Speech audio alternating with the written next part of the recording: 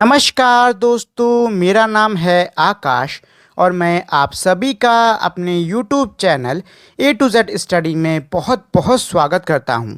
और आज की वीडियो में मैं आपको पढ़ाऊंगा क्लास 6th हिस्ट्री में chapter number 6 new questions and ideas. देखिए, हर चैप्टर के स्टार्ट में एक छोटा सा आर्टिकल होता है। सेम चीज़ यहाँ पर भी है। अनागा स्कूल ट्रिप, एक बच्ची है जिसका नाम है अनागा, ये है उसकी फ़ोटो। वो अपने स्कूल की एक ट्रिप पर गई है, उससे जुड़ा एक आर्टिकल दिया हुआ है। This was the first time Anagha was going on the school trip. क्या कह रहा है कि भाई ये पहली बार है कि जो अनागा है वो स्कूल ट्रिप पर जा रही है।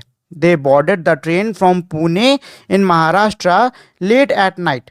वो पुणे जो कि महाराष्ट्र के अंदर पड़ता है, वहाँ से उन्होंने देर रात में ट्रेन पकड़ी to go all the way to the Varanasi. और वो ट्रेन कहाँ तक जा रही है, मतलब वो लोग कहाँ तक जा रहे हैं? वो लोग जा रहे हैं वाराणसी, यानी कि बनारस। ये कहाँ पड़ता है? ये उत्तर प्रदेश के अंदर पड़ता है। हर mother who came to see her off at the station, उसकी माँ जो कि उसको छोड़ने स्टेशन पर आई थी, टोल्ड द टीचर, उन्होंने अध्यापक को बताया, do tell the childrens about the Buddha, बच्चों को बुद्धा के बारे में ज़रूर बताइएगा। And take them to see Sarnath as well, और साथ ही में सारनाथ देखने के लिए भी उन सबको लेके जाइएगा। The story of Buddha. Siddhartha, also known as Gautama, the founder of Buddhism, was born about 2500 years ago। Siddharth, जिसको कि गौतम के नाम से भी जाना जाता है, ये बुद्धिज़्म का स्थापक है, मतलब इसी ने बुद्धिज़्म को शुरू किया है। इसका जन्म 2500 साल पहले हुआ था। This was a time of rapid change in the life of people. ये जो समय था, इस समय लोगों के जीवन में बहुत तेज़ी से बदलाव आ रहे थे। As you saw in chapter 5, जैसे कि आपने चैप्टर नंबर 5 में देखा, some kings in the Mahajanapadas were growing more powerful. कुछ जो राजा थे महाजनपद में, वो बहुत ज़्यादा शक्तिशाली होते जा रहे थे।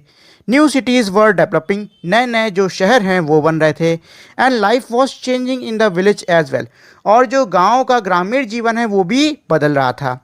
Many thinkers were trying to understand these change in the society. कई सारे विद्वान थे जो कि समाज में आ रहे इस बदलाव को समझने की कोशिश कर रहे थे। They also wanted to try and find out the true meaning of life. साथ ही में वो जीवन का जो एक असली अर्थ है, असली सत्य है, उसको जानने की भी कोशिश कर रहे थे। The Buddha belong to a small gana known as the Sakya gana. जो बुद्धा हैं वो एक छोटे से गाना से बिलोंग करते हैं, मतलब वो एक छोटे से गान के रहने वाले हैं, जिनका नाम है, मतलब जिस ग्रुप का नाम था साख्य गान। एंड वॉज अ क्षत्रिय, और ये एक क्षत्रिय थे।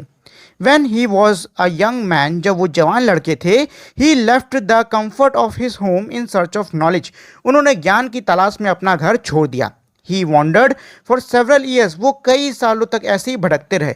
Meeting and holding discussion with other thinkers, वो बाकी जो विद्वान हैं उनके साथ में बैठक करते, उनके साथ में सवाबा रखते, चर्चा करते। He finally decided to find his own path to realization and meditated for days on the end under a peepal tree at Bodh Gaya in Bihar. क्या कह रहा है कि भाई इन्होंने आखिर में खुद का रास्ता खोजने की ठानी, मतलब इन्होंने सोचा, इन्होंने ठानी कि अब ये अपना खुद का अलग से रास्ता खोजेंगे। और इन्होंने पीपल का पेड़ जो कि बोध गया बिहार के अंदर पड़ता है, उसके नीचे वो काफ़ी लंबे समय तक मेडिटेट, मतलब ध्यान लगाए बैठे रहे। वेयर ही अटेंड इनलाइटनमेंट, जहाँ पर उनको ज्ञान की प्राप्ति हुई, मतलब वो इनलाइटेंड हो गए। आफ्टर दैट, उसके बाद में, he was known as Buddha और द वाइज वन, उसके बाद में उनको बुद्धा या फिर वाइज वन के नाम से जाना जाने लग गया। ही देन वेंट टू सारनाथ, उसके बाद वो सारनाथ गए, नियर वाराणसी, जो कि वाराणसी के करीब पड़ता है। Where he taught for the first time, जहाँ पर उन्होंने अपना पहला उपदेश दिया, मतलब पहली बार उन्होंने सबको सिखाया। He spent the rest of his life traveling on foot, going from place to place, teaching people till he passed away at Kushinara. क्या कह रहा है कि उन्होंने अपना सारा जीवन पैदल जाते थे और लोग, मतलब एक जगह से दूसरी जगह जाते थे, लोगों को ज्ञान देते थे, लोगों को सिखाते थे, पढ़ाते थे। ये सब वो करते रहे, कब तक? जब तक उनकी मृत्यु नहीं हो गई। कहाँ पे? कुशीनारा में। मतलब यह कि इन्होंने अपना पूरा जीवन इसी में समर्पित कर दिया कि जगह से जगह जाते और लोगों को ज्ञान देते। The Buddha taught that life is full of suffering and unhappiness. Buddha ने ये सिखाया कि जो जीवन है वो हमारा दुखों से और परेशानियों से भरा पड़ा है। This is cause because we are craving and desires. ये इसलिए होता है क्योंकि हम हमारे अंदर बहुत सारी इच्छाएं हैं which we often can not be fulfil. मतलब ये कि हमारे अंदर कई सारी ऐसी इच्छाएं हैं जो कि अक्सर पूरी नहीं हो पाती हैं। Sometimes even if we get what we want, कई बार हम जो चाहते हैं अगर वो हमको मिल भी जाता है, वी आर नॉट सेटिस्फाइड, तब भी हम लोग संतुष्ट नहीं होते हैं। एंड वॉन्ट इवन मोर और वॉन्ट अदर थिंग्स, और फिर हम उस और चाहने लग जाते हैं कि भैया मेरे को ये चीज़ और मिल जाए, या फिर हम किसी और चीज़ को चाहने लग जाते हैं। The Buddha describe this as thirst और तन्हा। जो बुद्धा हैं उन्होंने इसको थ्रस्ट या फिर तन्हा के नाम से बताया। थर्स्ट मतलब प्यास, ठीक है ना, तो इन्होंने इसको तन्हा या प्यास के नाम से बताया। He taught that this constant carving could be removed by following moderation in everything. उन्होंने ये सिखाया कि ये जो लगातार हमारी इच्छा है इसको हम हटा सकते हैं हर चीज़ में संतोष पाकर, मतलब हर चीज़ पर लगाम लगा के। भाई एक लिमिट के अंदर हर चीज़ को, मॉडरेशन के अंदर हर चीज़ को आप यूज़ करो तो आपकी जो एक्स्ट्रा इच्छा है ये अपने आप खत्म हो जाएगी। He also taught people to be kind. उन्होंने लोगों को दयालु होना, दयावान होना भी सिखाया। And to respect the life of other, और दूसरों के जीवन का सम्मान करना भी उन्होंने सिखाया। इंक्लूडिंग एनिमल, जानवरों को मिलाकर, मतलब सबके जीवन का सम्मान करना, ये जो बुद्धा है इन्होंने सिखाया। He believed that the result of our action called karma, whether good or bad, affect us both in this life and the next.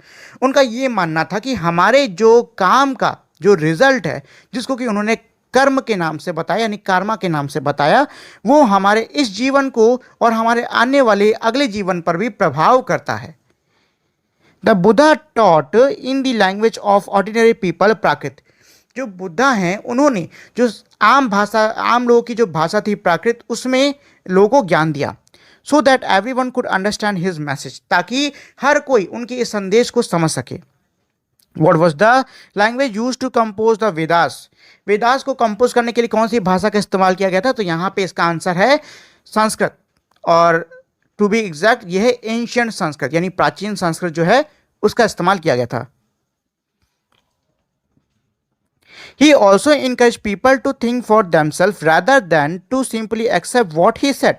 उन्होंने लोगों को प्रोत्साहन दिया कि वो खुद से खुद के बारे में सोचें, मतलब कोई कुछ बात उनको बता रहा है तो उसके बारे में खुद से सोचकर फिर उसको अपनाएं। ऐसा नहीं कि किसी दूसरे ने बोल दिया और आपने वही चीज़ मान ली।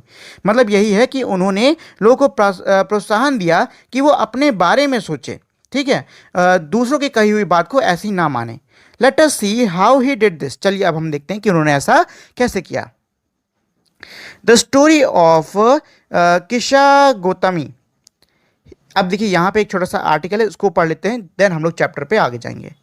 Here is a famous story about the Buddha. यहाँ पर बुद्धा के बारे में एक बहुत ही मशहूर कहानी दी हुई है।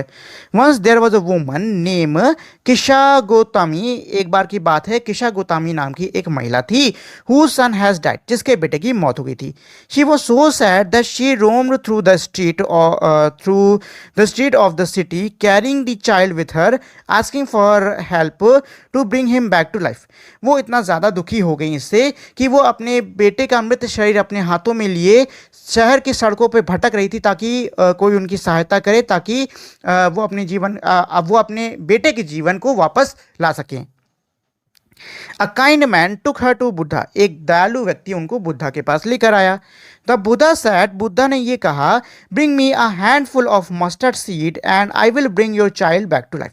बुद्धा ने ये कहा कि तुम मुझे एक मुट्ठी सरसों के बीज ला के दो, मैं तुम्हारे बेटे को पुनर्जीवित कर दूंगा।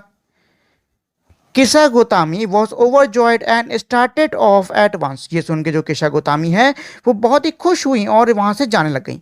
But the Buddha gently stopped her, लेकिन बुद्धा ने उनको आराम से रोका और कहा, the seed must come from the house of a family where nobody has died. बीज जो है वो तुम्हें ऐसे ही परिवार, ऐसे ही घर से लेके आने हैं जहाँ पर किसी की भी मौत ना हुई हो। Kisa Gautami went from door to door. जो किशा गौतमी है वो एक दरवाजे से दूसरे दरवाजे पर जाती, but wherever she went she found out that someone or other, father, mother, sister, brother, husband, wife, child, uncle, aunt, grandfather, grandmother had died. क्या कह रहा है कि वो एक से दूसरे दरवाजे जाती और वो क्या पाती कि भाई हर किसी के परिवार में कोई ना कोई, किसी के पिता, किसी के भाई, किसी की पत्नी, किसी की माँ, किसी की बहन, किसी का बेटा, किसी के दादा, किसी की दादी, मतलब कोई ना कोई तो मरा ही हुआ है।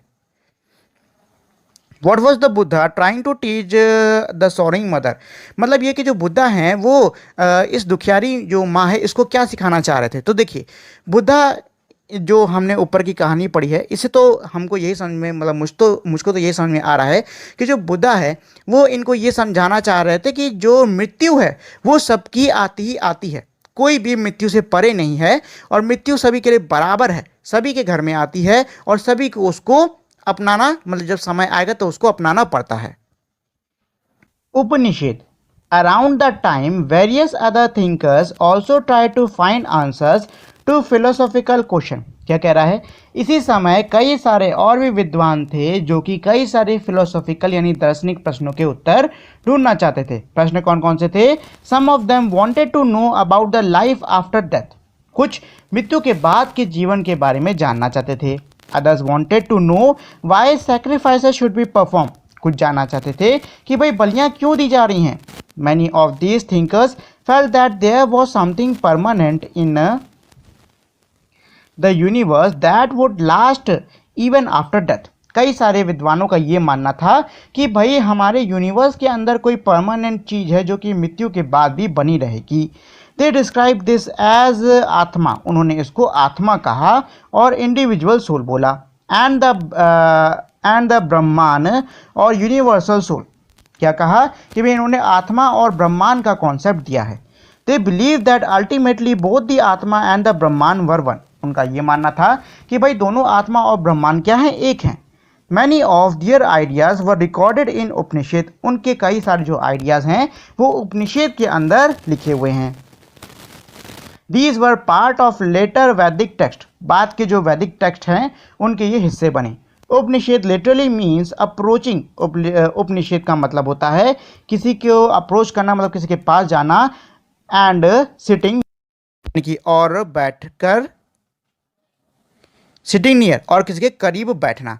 And the text contain conversation between teachers and student, और जो टेक्स्ट है उसके अंदर टीचर और स्टूडेंट के बीच की वार्तालाप दी हुई है। Often idea were presented through simple dialogue, अक्सर जो आइडिया जो उपाय हैं वो सिंपल डायलॉग के रूप में इसमें मिलते हैं हमको। मोस्ट उपनिषेदिक थिंकर वर मैन, ज़्यादातर ये जो उपनिषद के विद्वान थे ये पुरुष हुआ करते थे। स्पेशली ब्राह्मण एंड राजा, खास तौर पर ब्राह्मण और राजा।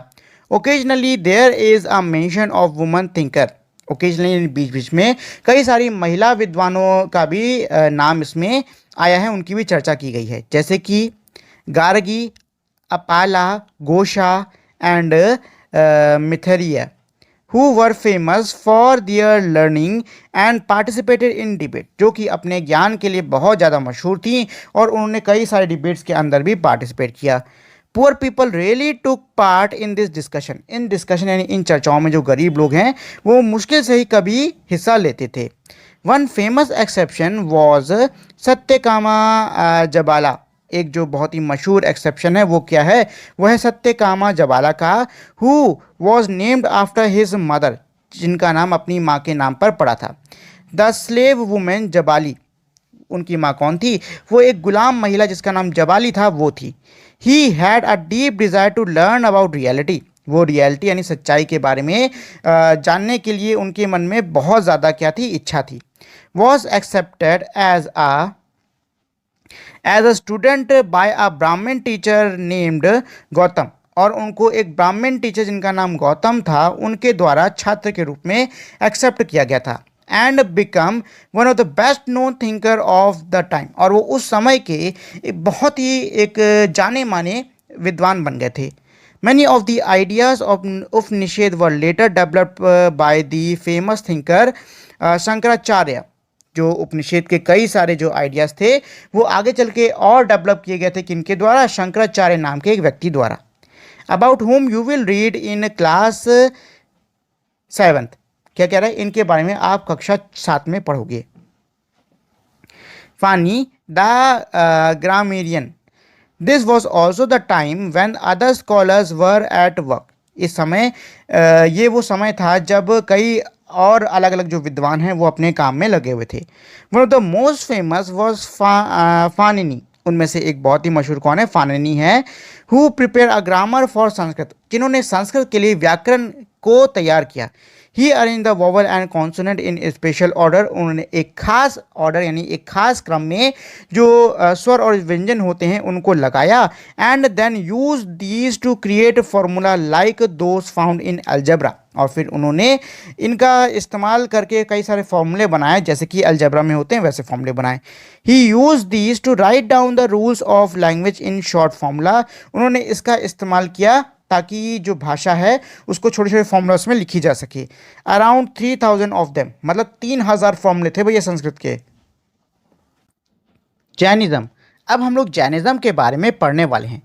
The last and the 24th तीर्थंकर ऑफ जैन्स वर्धमाना Mahavira also spread his message around this time, that is 2500 years ago. क्या कह रहा है कि जो आखिरी और जो 24वें तीर्थंकर थे जैन्स के, जिनका नाम था वर्धमान महावीर, उन्होंने अपने संदेश को इसी समय यानी कि यही कोई 2500 साल पहले फैलाया। ही वॉज अ क्षत्रिय प्रिंस, वो एक क्षत्रिय राजकुमार थे। Of Licchavis, a group that was a part of Vajji Sangha. क्या कह रहा है कि भाई वो लच्छवी के एक राजकुमार थे और ये जो ग्रुप था ये वाजी संघा का एक हिस्सा था। About which you read in chapter 5, जिसके बारे में आपने चैप्टर 5 के अंदर पढ़ा हुआ है। एट द एज ऑफ 30 यानी 30 साल की उम्र में ही लेफ्ट होम, उन्होंने घर छोड़ दिया। And went to live in the forest, और जंगल में रहने के लिए चले गए। फॉर 12 ईयर्स यानी कि 12 वर्षों तक he led a hard and lonely life, उन्होंने बहुत ही कठिनाइयों से भरी हुई और बहुत ही अकेला जीवन बिताया। At the end of which he attain enlightenment, और इन सब के अंत में इनको क्या हुआ? इनको भाई ज्ञान की प्राप्ति हुई। He taught a simple doctrine, वो सबको एक साधारण सा ज्ञान देते थे। क्या देते थे? Man and women who wish to know the truth must leave their homes, स्त्री पुरुष जो भी सच्चाई जानना चाहते हैं उनको अपना घर छोड़ना होगा। They must follow very strictly the rules of अहिंसा, उन्हें अहिंसा के जो नियम हैं उनका बहुत ही स्ट्रिक्टली पालन करना है। विच मीन्स नॉट हर्टिंग और किलिंग लिविंग बींग्स, इसका मतलब क्या है कि वो किसी भी जीवित चीज़ को नुकसान या फिर उसको मार नहीं सकते। All beings said Mahavira long to live, Mahavir का क्या कहना था कि भाई जितनी भी जीवित चीज़ें हैं वो सभी जीना चाहती हैं। To all things life is dear, सभी के लिए जो जीवन है वो प्रिय है। Ordinary people could understand the teaching of Mahavir, जो ऑर्डिनरी यानी कि जो साधारण लोग थे वो महावीर की इस टीचिंग को समझ पाते थे। And his followers because they used Prakrit, और मतलब महावीर जो साधारण व्यक्ति थे और जो इनके फॉलोअर्स थे वो महावीर की टीचिंग्स को समझ पाते थे क्योंकि उन्होंने प्राकृत भाषा का इस्तेमाल किया था, जो कि उस समय की साधारण कॉमन मतलब भाषा थी। There were several form of Prakrit, उस समय प्राकृत के कई सारे फॉर्म थे। Use in different part of the country, जिनका इस्तेमाल देश के अलग अलग हिस्सों में होता था। And name after the region in which they were use, और जिस क्षेत्र में उनका इस्तेमाल होता था उनका नाम भी उसी क्षेत्र के हिसाब से पड़ता था। उदाहरण के लिए प्राकृत भाषा जो कि मगध के अंदर बोली जाती है उसको मगधी कहते थे। Followers of Mahavira, who were known as Jain, had to lead a very simple life, begging for food. जो महावीर के जो फॉलोअर्स हैं इनको एक बहुत ही जिनको जैन के नाम से भी जाना जाता था, इनको एक बहुत ही साधारण जीवन जीना होता था। मतलब ये कि वो लोग खाने के लिए भी भीख मांगा करते थे। They had to be absolutely honest, उनको पूरी तरीके से ईमानदार रहना होता। And were especially asked not to steal, और उनको हमेशा खास तौर पे कहा जाता कि वो कभी भी ना चुराएं। Also they had to observe celibacy, साथ ही में उनको सिलेबसी का मतलब क्या है कि ब्रह्मचार्य रखना होगा, मतलब यह है कि आप आजीवन विवाह नहीं कर सकते हो। And man had to give up everything including their clothes, और जो पुरुष हैं उनको सब कुछ त्यागना होगा अपने कपड़ों को मिला के, मतलब कपड़ा वपड़ा सब कुछ त्यागना होगा। It was very difficult for most man and women to follow these strict rules. क्या कह रहा है कि भाई कई सारे स्त्री पुरुषों के लिए ये जो स्ट्रिक्ट रूल हैं इनको फॉलो करना बहुत ज़्यादा क्या था, मुश्किल था। नेवरदलेस, इसके बावजूद thousands left their homes to learn and teach this new way of life. हजारों लोगों ने अपने घर को छोड़ा ताकि वो इस नए तरीके को सीख सकें, मतलब जीवन जीने के इस नए तरीके को सीख सकें और लोगों को सिखा सकें। Many more remained behind and supported those who became monk and nun। कई और लोग रुके और उन्होंने वो लोग जो कि मंक यानी कि साधु या फिर नन यानी कि जो साध्वी हैं वो बन गए हैं, उनकी सहायता करी, उनको सपोर्ट किया। प्रोवाइडिंग दैम विथ फूड, उनको खाना मुहैया कराया। Jainism was supported mainly by traders. जो जैनिज्म है वो व्यापारियों द्वारा उसको बहुत सपोर्ट किया जाता था। Farmers who had to kill insect to protect their crops found it more difficult to follow the rules. किसान जिनको कि अपनी फसल को बचाने के लिए कीड़ों को मारना पड़ता था, उनके लिए इन नियमों का पालन करना बहुत ज़्यादा क्या था, कठिन था। ओवर 100 of years यानी कई सौ सालों तक Jainism spread to different part of north India to Gujarat, Tamil Nadu and Karnataka. जो जैनिज्म है वो नॉर्थ इंडिया के कई सारे हिस्सों तक फैल गया, जैसे कि Gujarat, Tamil Nadu, Karnataka. The teaching of Mahavir and his follower were transmitted orally for several centuries. यानी कि महावीर और उनके जो फॉलोवर्स द्वारा जो भी टीचिंग, जो भी ज्ञान दिया जाता था वो ओरली यानी कि मुंह के थ्रू यानी कि बोली के थ्रू दिया जाता था, मतलब कोई रिटर्न में कॉपी वॉपी कुछ भी नहीं थी। They were written down in the form which they are presently available at a place called Valabhi in Gujarat about 1500 years ago. क्या कह रहा है कि भाई उनको लिखा गया था कहाँ पर, एक जगह पर जिसका नाम था वालाभी, जिसका आज का नाम है वालाभी, जो कि गुजरात के अंदर मौजूद है, और इसको 1500 साल पहले लिखा गया था। द संघा both the Mahavir and the Buddha felt that that only those who left their home could gain true knowledge। जो महावीर और जो बुद्धा हैं दोनों का यही मानना था कि भाई असली ज्ञान किसी व्यक्ति को तभी मिल सकता है जब वो अपने घर को त्याग दे। They arrange for them to stay together in the Sangha. उन्होंने संघ नाम की एक जगह बनाई जहाँ पे उन्होंने ये अरेंजमेंट किया कि सभी लोग साथ में रह सकते हैं। An association of those who left their home, ये क्या थी, ये एक ऐसे लोगों की संस्था थी जिन्होंने अपने घर को छोड़ा था। The rules made for Buddhism Sangha were written down in the book called Vinaya Pitaka. क्या कह रहा है कि भाई जो नियम बुद्धिस्ट के लिए थे, मतलब बुद्धिस्ट संघ के लिए थे, उनको एक किताब है जिसका नाम है विनाया पिताका, उसके अंदर लिखा गया है। From this we know that there were separate branches of men and women. इससे हमको ये पता चला कि भाई महिलाओं की और पुरुषों की क्या थी, अलग अलग ब्रांच थी। All man could join the संघ, सभी जो पुरुष हैं वो संघ को ज्वाइन कर सकते थे। However childrens had to take permission of their parents and slaves that of their master. क्या कह रहा है, लेकिन जो बच्चे हैं उनको अपने माता पिता की परमिशन लेनी पड़ती ज्वाइन करने से पहले, और जो गुलाम है उसको अपने मालिक की इजाज़त लेनी पड़ती ज्वाइन करने से पहले। Those who worked for the king had to take his permission। वो लोग जो कि राजा के लिए काम करते हैं उनको राजा से परमिशन लेनी पड़ती। And debtors that of and debtors that of creditor, और जिस ऐसा कोई व्यक्ति जिसका कोई उधार है तो उसने जिससे उधार लिया है उससे परमिशन लेनी पड़ती। Women had to take their husbands permission, और जो महिलाएं हैं उनको अपने पतियों से परमिशन लेनी पड़ती। Man and women who join the संघ लेड सिंपल लाइफ। स्त्री पुरुष जो कि संघ को ज्वाइन करते थे वो एक बहुत ही साधारण सा जीवन जीते थे। They meditate for most of the time, वो ज़्यादा समय मेडिटेट यानी कि ध्यान लगाए रहते थे। एंड वेंट टू सिटीज़, और अलग अलग शहरों में, अलग अलग गाँवों में खाने की तलाश में, मतलब खाने की भिक्षा मांगने के लिए जाया करते थे। ड्यूरिंग फिक्स्ड आवर्स, मतलब कुछ फिक्स घंटे होते थे, उस घंटों में वो क्या करते कि शहरों और गाँव में जाते थे और वहाँ पे भोजन के लिए भिक्षा मांगते थे। That is why they were known as bhikshu, इसलिए इनको भिक्षु नाम से भी जाना जाने लग गया। एंड हेल्प्ड एंड अच्छा यहाँ से एंड भिकुनिस। क्या कह रहा है कि भाई इनको भिक्षु और भिक्षुनी नाम से जानने लगे। दे टॉट अदर, उन्होंने दूसरों को सिखाया, एंड हेल्प वन अनदर, और एक दूसरे की सहायता करी। They also held meeting to settle any quarrels, कोई भी मतभेद होता तो उसको सेटल करने के लिए वो क्या करते, कोई सभा बुलाते। That took place with in the संघ, जो कि संघ के अंदर ही होती। Those who joined the Sangh, including Brahmin, Kshatri, merchant, laborer, barber, courtesans, and slaves, many of them wrote the teaching of Buddha. Some of them also composed beautiful poem describing their life in the Sangh. क्या कह रहा है कि जो लोग इसको join करते थे, मतलब संघ को ज्वाइन करते थे, उनमें ब्राह्मण, छत्री, व्यापारी, मजदूर, नाई, दरबारी, गुलाम, सभी लोग शामिल होते थे। ठीक है। और उन्होंने क्या किया, उन्होंने बुद्धा के बारे में कई सारी बातें लिखी हैं, कई सारी सुंदर सुंदर कविताएं बनाई हैं, और वो अपने जीवन को काफ़ी अच्छे से क्या करते थे, डिस्क्राइब करते थे इन सब के थ्रू।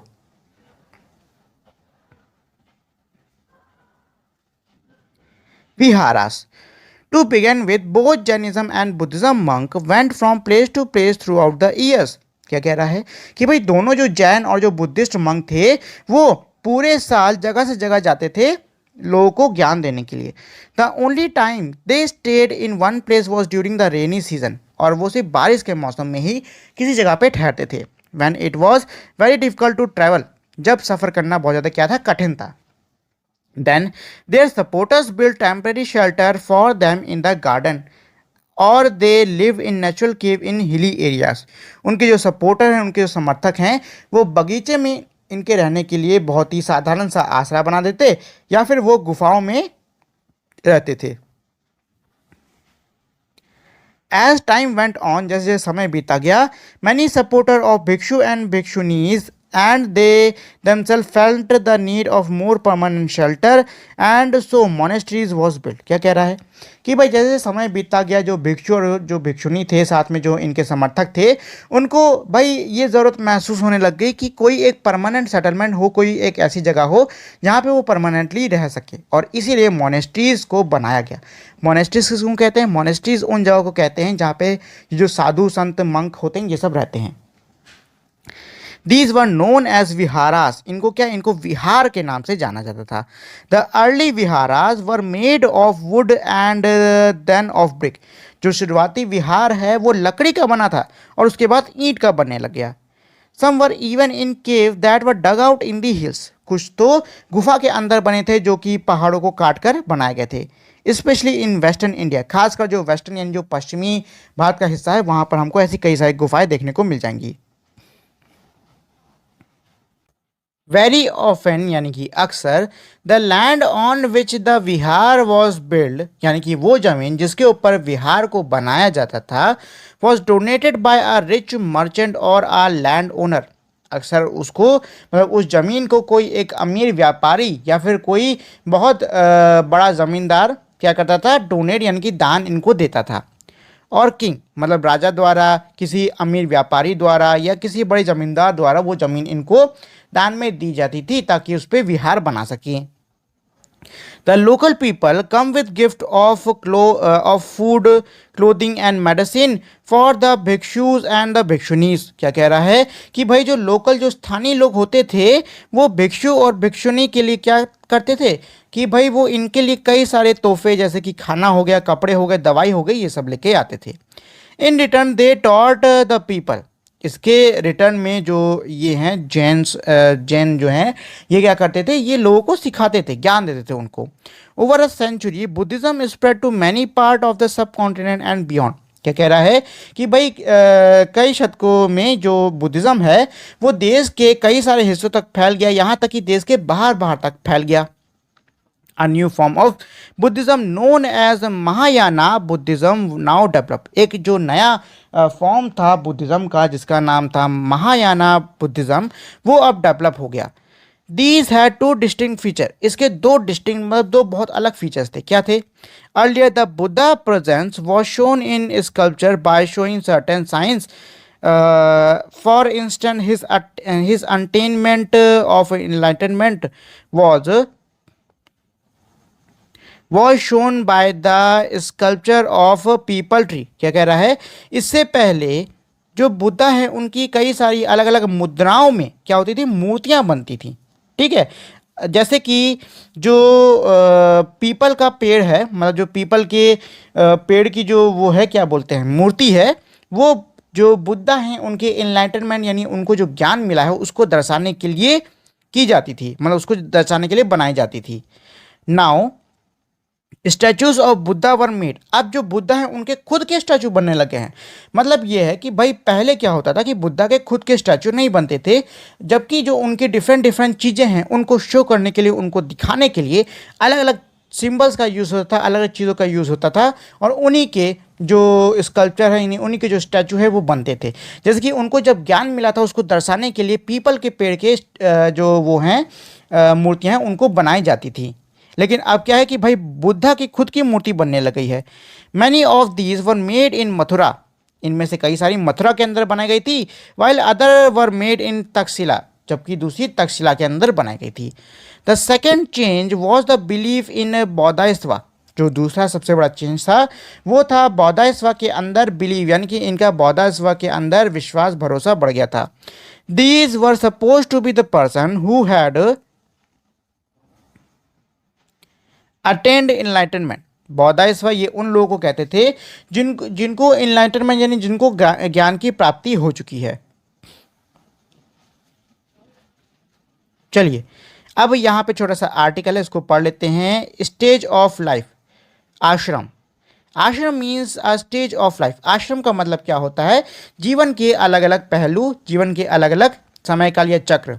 4 आश्रम्स वर रिकग्नाइज। जीवन के 4 आश्रम रिकग्नाइज यानी पहचाने गए हैं। इनका नाम क्या है, ब्रह्मचार्य, गृहस्थ, वानप्रस्थ और संन्यासा। ब्रह्मचार्य, क्षत्रिय and Vaishnavas were expected to lead a simple life and study Veda during the early year of their life। क्या कह रहा है कि भाई जो ब्राह्मण हैं, जो क्षत्रिय हैं, जो वैष्णव हैं, उनसे ये उम्मीद की जाती थी कि वो एक साधारण जीवन जिए और शुरुआती मतलब अपने जीवन के शुरुआती समय में वो वेदों को पढ़े। Then they had to marry and live as householder. उसके बाद उनको विवाह करना होगा, यानी कि उनको गृहस्थ बनना होगा, विवाह करना होगा। Then they had to live in the forest and meditate. उसके बाद उनको घर छोड़ के जंगल में रहना होगा और मेडिटेट यानी ध्यान लगाना होगा। इसको हम लोग वानप्रस्थ कहते हैं। Finally they had to give up everything and become sanyasi. अंत में उनको हर चीज़ को त्यागना होगा और सन्यासी बनना होगा। The system of ashram followed a person to spend more part of their life in meditation. जो ये सिस्टम है आश्रम का, ये अलाउ करता था कि जो लोग हैं वो अपने जीवन का ज़्यादातर समय मेडिटेट यानी ध्यान लगाने में लगा सके। In what way was the system of ashram different from the life in the संघ। क्या कह रहा है कि भाई संघ के अंदर का जो जीवन है और ये जो हमारा क्या है आश्रम का ये जो हमने सिस्टम अभी पढ़ा है, इनके बीच में क्या फ़र्क है। तो मैंने आपको दोनों पढ़ा दिया है, आपको जो समझ में आ रहा है वो आप लोग इसमें खुद से कर सकते हो।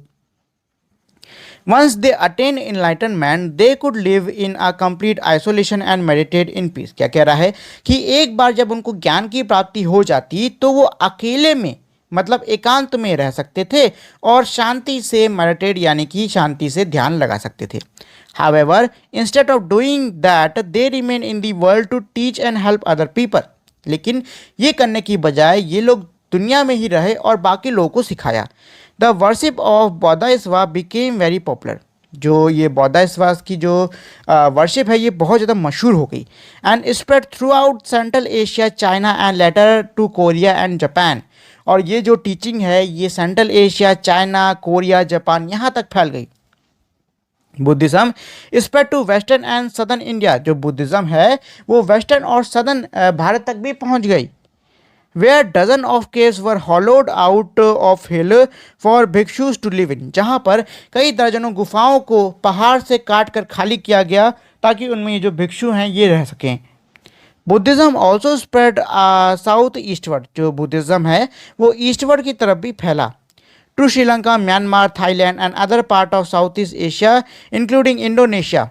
क्या कह रहा है कि कहाँ कहाँ तक फैला, श्रीलंका, म्यांमार, थाईलैंड और साथ ही में कई सारे एशिया के साउथ ईस्ट हिस्से जैसे कि इंडोनेशिया, यहाँ सब में भी बुद्धिज़्म फैला है।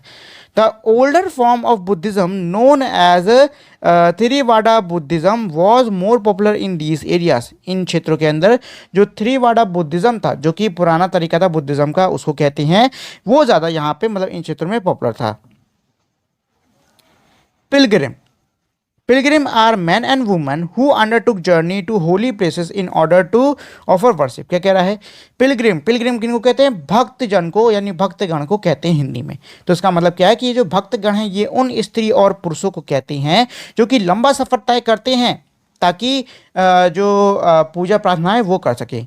The best known of these are the Chinese Buddhist pilgrim Fa Xiang, who come to the subcontinent about 1,600 years ago, and Zhuangzhang, who came around 1,400 years ago, and Ai Qing, who came about 50 years after Zhuangzhang।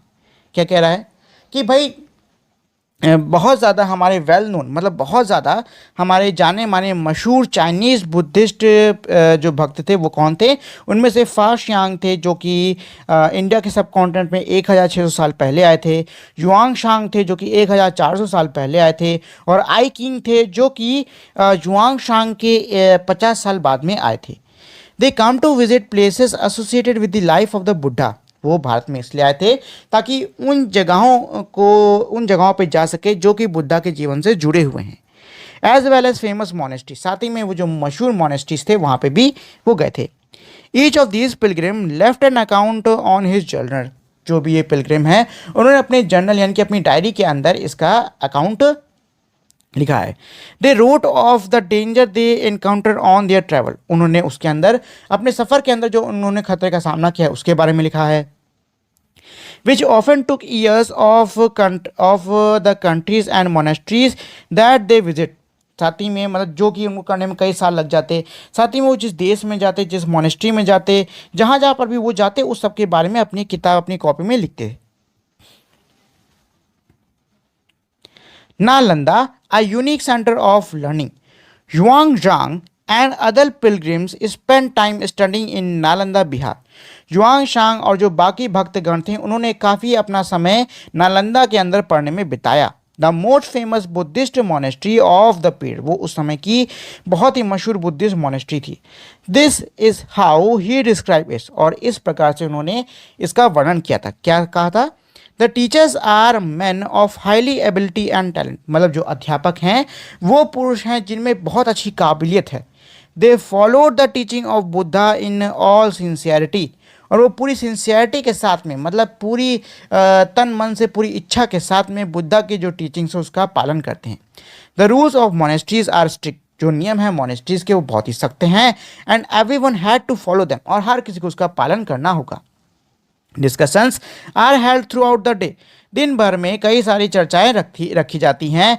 And the old and the young mutually help one another. जो बूढ़े और जो जवान हैं वो एक दूसरे की सहायता करते हैं। Learn men from different cities came here to settle their doubts. जो विद्वान लोग हैं अलग अलग शहरों के वो यहाँ पर आते हैं अपनी शंकाओं को दूर करने के लिए।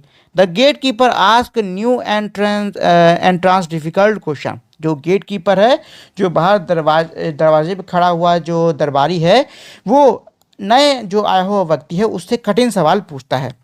दे are allowed to enter only after they been able to answer these questions. और उनको अंदर आना तभी अलाउड होता है जब वो इन सवालों के जवाब दे देते हैं। 7 और 8 out of every 10 are not able to answer.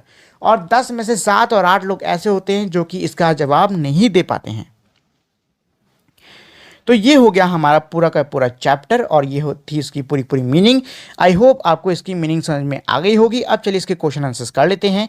But question answers करने से पहले दोस्तों, अगर आप लोगों ने अब तक इस वीडियो को लाइक, अपने दोस्तों के साथ में शेयर और मेरे चैनल को सब्सक्राइब नहीं किया है तो प्लीज़ आप लोग इस वीडियो को लाइक, शेयर और चैनल को सब्सक्राइब कर दीजिए। इससे मुझे ऐसे ही वीडियो बना के आपके लिए लाने के लिए और भी ज़्यादा इंकरेजमेंट मिलेगा। चलिए, तो पहला क्वेश्चन है, describe the way in which the Buddha try to spread his message to people. क्या कह रहा है कि भाई उन तरीकों को डिस्क्राइब करो जिससे जो बुद्धा हैं उन्होंने अपना जो ज्ञान है, अपना जो संदेश है वो लोगों में फैलाने की कोशिश करी। तो क्या था? इसका आंसर क्या था कि भाई उन्होंने प्राकृत में लोगों को पढ़ाया था, जो कि साधारण लोगों की भाषा थी, जिससे कि उनका संदेश पहुंच सके। उन्होंने लोगों को प्रोत्साहित किया कि वो किसी की कही सुनी बात को ना माने, अपना खुद से सोचें, ठीक है, और वो एक जगह से दूसरी जगह जाते ताकि लोगों को अपना संदेश दे सकें। तो यह है इसका आंसर। अगला है true false. The Buddha encourage animal sacrifice. जो बुद्धा है वो जानवरों की बलि को इनकरेज करते थे, बढ़ावा देते थे। जवाब है false. Sarnath is important because it was the place where the Buddha taught for the first time. Sarnath एक जरूरी जगह है क्योंकि वो जगह है जहाँ पर उन्होंने पहली बार अपना जो वो है भाषण, मतलब जो भी इनका ज्ञान है, पहली बार दिया था। ट्रू है। The Buddha taught that karma has no effect on our life. Buddha ने यह सिखाया कि जो कर्म है वो हमारे जीवन पर कोई असर नहीं डालता है। ये फॉल्स है। The Buddha attained enlightenment at Bodh Gaya. उनको बोध गया में ज्ञान की प्राप्ति हुई। एकदम सही। उपनिषद थिंकर बिलीव दैट द आत्मा एंड द ब्रह्मांड वर अल्टीमेटली वन। उपनिषद के जो विद्वान थे उनका ये मानना था कि आत्मा और ब्राह्मण एक है। एकदम सही। चलो इसके बाद अगला क्वेश्चन कर लेते हैं। What were the questions that उपनिषेदिक thinkers wanted to answer? मतलब यह है कि जो उपनिषद के जो विद्वान थे वो किन सवालों का जवाब पाना चाहते थे। तो सवाल क्या थे कि भाई बलियां क्यों दी जाती हैं, मृत्यु के बाद क्या होता है, क्या मृत्यु के बाद भी कोई जीवन है, और क्या ब्रह्मांड में कोई परमानेंट चीज है जो कि मृत्यु के बाद भी रहती है। यह आपको लिख लेना है। अगला क्वेश्चन है what were the main teachings of Mahavir. Mahavir की मेन मुख्य शिक्षा क्या थी। तो इसका आंसर ये है कि भाई महावीर की जो मुख्य शिक्षा थी वो ये थी कि एक बहुत ही साधारण सा जीवन जीना है, अहिंसा का पालन करना है, जो डिज़ायर है, जो इच्छा है, वो सभी बुराइयों की जड़ है, इसीलिए इच्छाओं को बिल्कुल भी नहीं आने देना है, और जो सेरेमनीज़ हैं, मतलब जो भी कार्यक्रम हैं, ये एकदम बेसलेस हैं, इनका कोई तर्क नहीं है। अगला क्वेश्चन है why do you think Anagha mother wanted her to know the story of Buddha. आपको क्या लगता है कि जो अनगा की जो ये मम्मी है ये क्यों चाहती थी कि इनकी बेटी को बुद्धा की कहानी के बारे में पता चले। तो इसका आंसर ये है कि जो अनगा है वो वाराणसी जा रही है। वाराणसी के अंदर क्या पड़ता है, सारनाथ पड़ता है, और सारनाथ वो जगह है जहाँ पे गौतम बुद्ध ने ज्ञान की प्राप्ति के बाद में सबसे पहले भाषण दिया था। अगला क्वेश्चन है do you think it would have been easy for slaves to join the संघ। क्या आपको लगता है कि गुलामों के लिए संघ को ज्वाइन करना आसान था। Give reason for your answer. अपने आंसर के लिए आपको रीज़न यानी कि कारण देना होगा। तो देखिए इसका जो आंसर है वो यस भी हो सकता है, नो भी हो सकता है। यस इसलिए हो सकता है क्योंकि भाई जो स्लेव्स हैं वो क्या उनको अक्सर क्या किया जाता है, काफ़ी ज़्यादा एक्सप्लॉइट किया जाता है, और उनके साथ में काफ़ी ज़्यादा भेदभाव किया जाता था। वहीं संघ के अंदर ऐसा कुछ नहीं था, सभी लोग बराबर थे। इसलिए जो स्लेव्स थे हो सकता है कि वो उनकी ज़्यादा इच्छा हो कि भाई वो एक ऐसे समाज में रहें जहाँ पे उनके साथ में बराबर तरीके से पेश आया जाए, ठीक। और नो इसलिए क्योंकि भाई देखो इसमें क्या था कि कोई भी गुलाम जो कि संघ को ज्वाइन करना चाहता है उसको क्या है अपने मालिक से इजाज़त लेनी पड़ेगी। अब भाई जो गुलामों का मालिक है वो क्यों अपने गुलामों को छोड़ने वाला है, उसका भाई कोई काम करने के लिए कोई चाहिए कि नहीं चाहिए।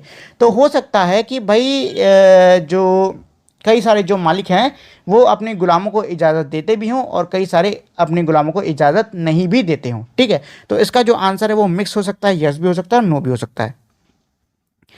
अगला क्वेश्चन है discuss the reason why the Chinese pilgrim came to India. क्या कह रहा है, उन कारणों को डिस्कस करो जिसके वजह से जो ये चाइनीज़ भक्त हैं ये भारत आते थे। तो इसका आंसर क्या है, क्योंकि चाइना के अंदर बुद्धिस्ट जो है वो एक बहुत ही प्रोमिनेंट बहुत ही एक मशहूर एक धर्म बन चुका है और वो अब वहाँ के कल्चर का एक हिस्सा हो चुका है। इसीलिए कई सारे जो भक्तगण हैं वो भारत आते हैं पूजा करने के लिए, पूजा पाठ करने के लिए। ये 7th वाले का आंसर है। चलिए इसके बाद में क्वेश्चन 8 और 9 ये दोनों हमारे लास्ट क्वेश्चन होने वाले हैं। क्या कह रहा है कि भाई make a list of at least 5 ideas and question mention in this lesson. यानी इस लेसन के अंदर जो 5 आइडियाज़ हैं और जो हमारे सवाल हैं उनके आपको क्या करना है, एक लिस्ट बनानी होगी।